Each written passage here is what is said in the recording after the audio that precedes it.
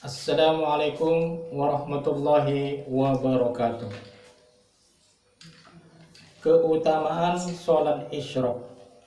Suatu ketika baginda Nabi Shallallahu Alaihi Wasallam mengirim sepasukan jihad ke Najd. Dalam waktu yang sangat singkat, mereka kembali dengan membawa kemenangan serta harta rampasan yang sangat banyak.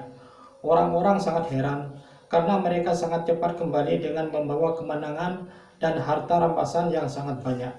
Baginda Rasulullah SAW bersabda, "Maukah kalian aku beritahu tentang orang yang mendapatkan harta yang lebih banyak daripada harta tersebut dan lebih cepat waktunya? Ia adalah orang yang sholat subuh dengan berjamaah. Setelah sholat ia duduk di tempatnya hingga terbit matahari. Ketika habisnya waktu sholat dimakruhkan kurang dari 20 menit setelah terbitnya matahari. Kemudian ia mengerjakan dua rakaat sholat, yaitu isyraq. Inilah orang-orang yang mendapat keuntungan lebih banyak dalam waktu yang lebih singkat." Syekh Syakib Baihaqi rahmatullah alaih, seorang ahli tasawuf yang masyhur, berkata, "Kami mencari 5 hal yang mendapatkannya pada 5 tempat. 1. Keberkahan rezeki diperoleh melalui sholat duha.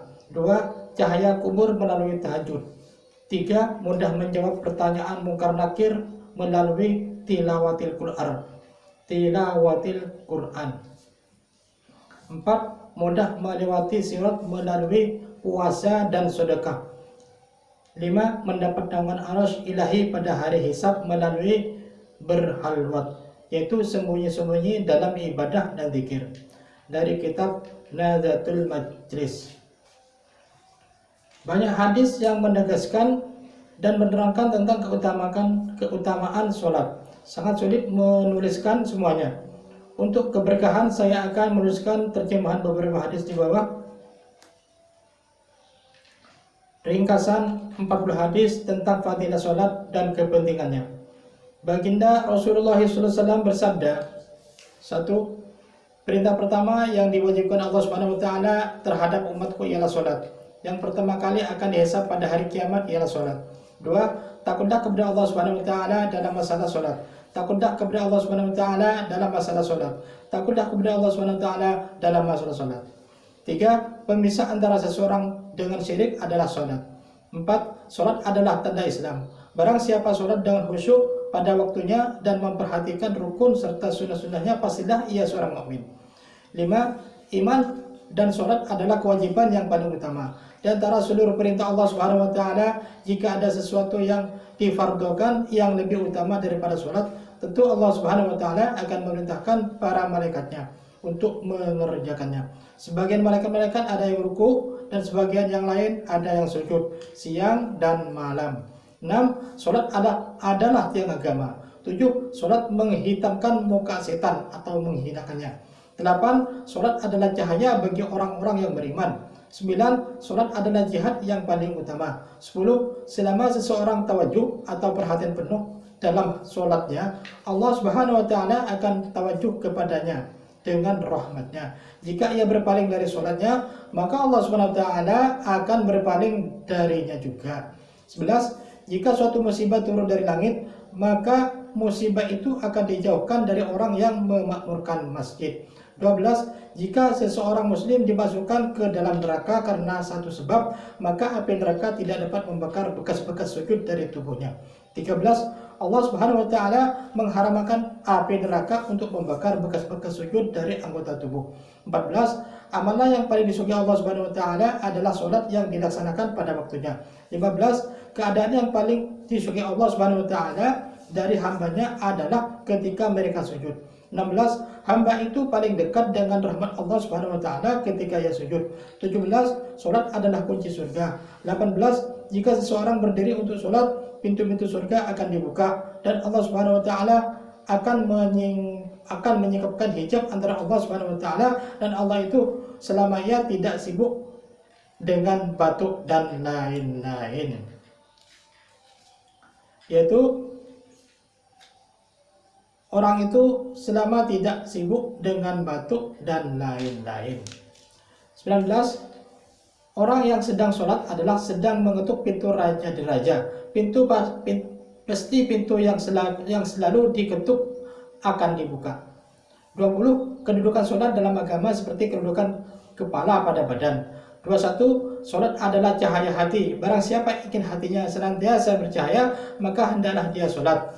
22. Barang siapa berwudu dengan sempurna, lalu ia sholat 2 atau 4 rakaat dengan khusyuk dan khudu, baik fardu maupun sunnah, dan ia memohon agar Allah Subhanahu wa taala mengampuninya, maka Allah Subhanahu wa taala akan mengampuninya. 23. Setiap tanah yang di atasnya didirikan sholat untuk mengingat Allah Subhanahu wa taala, tanah itu akan merasa bangga di antara tanah-tanah yang lainnya. 24. Barang siapa sholat 2 rakaat lalu berdoa kepada Allah Subhanahu wa taala, maka Allah Subhanahu wa taala pasti akan mengabulkan doanya, langsung atau tidak langsung sesuai dengan kemaslahatan, sesuai dengan kehendak Allah Subhanahu wa taala. 25. Barang siapa sholat 2 rakaat sunnah di tempat yang sunyi tanpa seorang pun yang melihatnya kecuali Allah Subhanahu wa taala dan para malaikatnya, maka ia mendapat jaminan kebebasan dari api jahanam. 26. Jika seseorang muslim mendirikan sholat fardu, maka ada satu doanya yang akan diterima oleh Allah Subhanahu wa taala. 27. Barang siapa sholat 5 waktu dengan khusyuk, ruku, sujud, wudu, dan sebagainya dengan sempurna, maka wajib baginya surga dan haram baginya neraka. 28. Seorang muslim yang selalu menjaga sholat 5 waktu, setan akan takut kepadanya. Tetapi jika ia tidak memperlukan sholat 5 waktunya, maka setan akan berani kepadanya dan akan menyesatkannya. 29. Amal yang paling utama adalah sholat yang dikerjakan pada awal waktu. 30. Sholat adalah mi'rajnya para muttaqin atau orang-orang takwa. 31. Amal yang paling dicintai oleh Allah Subhanahu wa taala ialah sholat yang dikerjakan pada awal waktu. 32. Barang siapa pergi pagi hari ke masjid untuk sholat, berarti ia membawa bendera iman di tangannya. Barang siapa pergi ke pasar, berarti ia membawa bendera setan di tangannya. 33. 4 rakaat sebelum zuhur pahalanya menyamai 4 rakaat tahajud. 34. 4 rakaat sebelum zuhur dihitung sama dengan 4 rakaat sholat tahajud. 35. Rahmat Allah Subhanahu wa taala bercucuran kepada orang yang berdiri dalam sholat. 36. Sebaik-baik sholat setelah sholat fardu adalah sholat tengah malam, tetapi sangat sedikit orang yang mengerjakannya. 37. Jibril alaihissalam datang kepadaku dan berkata, "Ya Muhammad, berapa lama pun engkau hidup, suatu saat engkau akan mati juga. Siapapun yang engkau cintai, suatu hari engkau akan berpisah dengannya. Apapun yang engkau kerjakan, baik atau buruk, sesungguhnya engkau akan menerima balasannya." Tidak diragukan lagi bahwa keluhuran seorang mukmin adalah sholat tahajud, dan kemuliaan seorang mukmin adalah dalam sifat istighna atau tidak mengharap bantuan orang. 38. Doa 2 rakaat sholat di akhir malam lebih berharga daripada seluruh kekayaan di dunia ini. Jika tidak karena khawatir memberatkan umatku, aku akan mewajibkan sholat tahajud kepada mereka. 39. Jagalah sholat tahajud karena tahajud adalah amalan para solehin, penyebab dekat kepada Allah Subhanahu wa taala, menghentikan perbuatan dosa, menyebabkan diampuninya kesalahan, dan menyehatkan badan. 40. Allah Subhanahu wa taala berfirman, "Hai anak Adam, janganlah kalian menjadi orang yang lemah sehingga tidak mengerjakan 4 rakaat saat permohonan hari. Niscaya aku akan mencukupimu hari itu." Banyak keutamaan sholat yang telah disebutkan dalam kitab-kitab hadis. 40 hadis di atas kiranya sudah mencukupi. Jika ada yang menghafal ke-40 hadis ini, maka ia akan mendapat keutamaan menghafal 40 hadis baginda Nabi SAW. Jelaslah, sholat merupakan kekayaan yang sangat berharga. Kekayaan tersebut hanya dapat dirasakan oleh orang yang telah dikaruniai kenikmatan dalam sholat.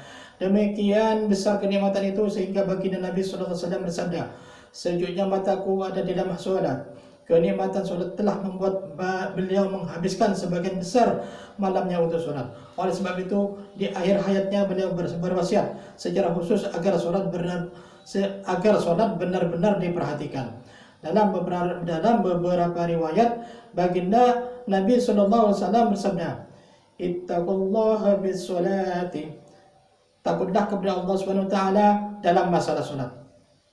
Sayyidina Abdullah bin Mas'ud radhiyallahu juga meriwayatkan sabda Nabi sallallahu alaihi wasallam, salatlah yang paling aku cintai di antara seluruh amal.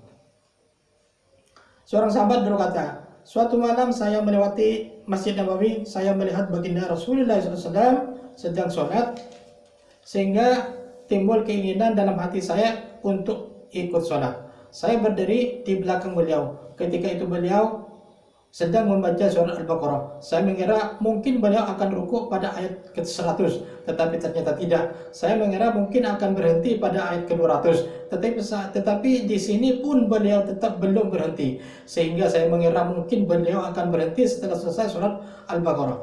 Ketika beliau telah menyelesaikan surat tersebut, beliau berkali-kali membaca Allahumma lakal hamdu. Kemudian beliau melanjutkan membaca surat Ali Imran. Saya mengira barangkali beliau akan rukuk setelah selesai membaca surat ini. Tetapi setelah selesai membaca surat ini, beliau membaca lagi Allahumma lakal hamdu sebanyak 3 kali. Dan meneruskan membaca surat Al-Maidah. Sesudah menyelesaikan surat ini, barulah baginda Nabi SAW rukuk dan membaca Subhana Rabbiyal Azim dan bacaan lain yang tidak bisa saya dengar dengan jelas. Lalu beliau sujud membaca Subhana Rabbiyal A'la. Kemudian beliau membaca doa lain yang tidak bisa saya dengar dengan jelas. Setelah itu beliau memulai rakaat kedua dengan membaca surat Al-An'am. Saya mulai kecapean mengikuti surat beliau, sehingga saya terpaksa meninggalkan sholat. Demikian pembacaan taklim.